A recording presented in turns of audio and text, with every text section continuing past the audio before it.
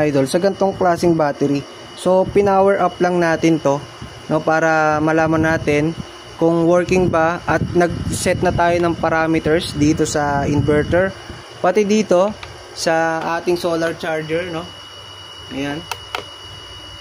No, so nakapag-set na tayo ng parameters dito. So ano ba ang kulang dito? So kulang na lang dito mga idol is battery saka solar panel, no. So pagdating dito, para kay sir sa umorder, sir, kailangan mo na lang po nitong wire na to, no, para sa AC charging mo, no. Ito kasi nakakabit yan sa kuryente. Example lang po ito, sir, ha. So pag dumating sa yung unit, sir, wala naman po itong positive saka negative. Dito nyo po siya ikakabit, no. So extension wire lang, sapat na po yon. Tapos sir, dito sa part na to, sa automatic transfer switch naman, sir, maglalagay ka rin ng wire, no. So extension wire lang din, sir, pwede na, no. O kaya katulad nitong sa akin, sir, dito sa bahay, no. So yung linya na po mismo ng bahay namin, ito is from kuryente sa labas to sa poste. Tapos ito na po yung mismong source namin sa loob ng bahay, no. So yan, so ito 12 volts to, no.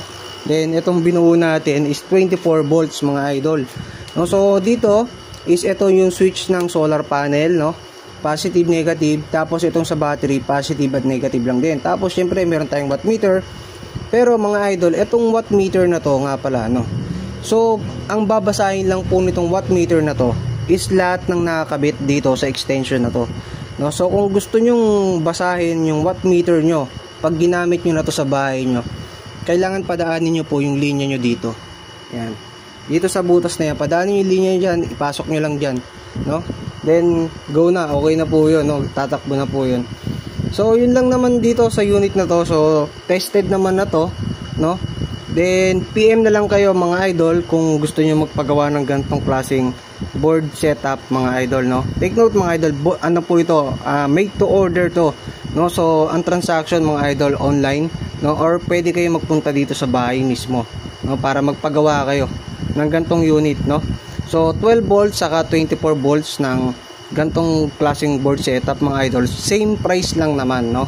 So PM nyo na lang po ako mga idol, no. See you sa inbox natin.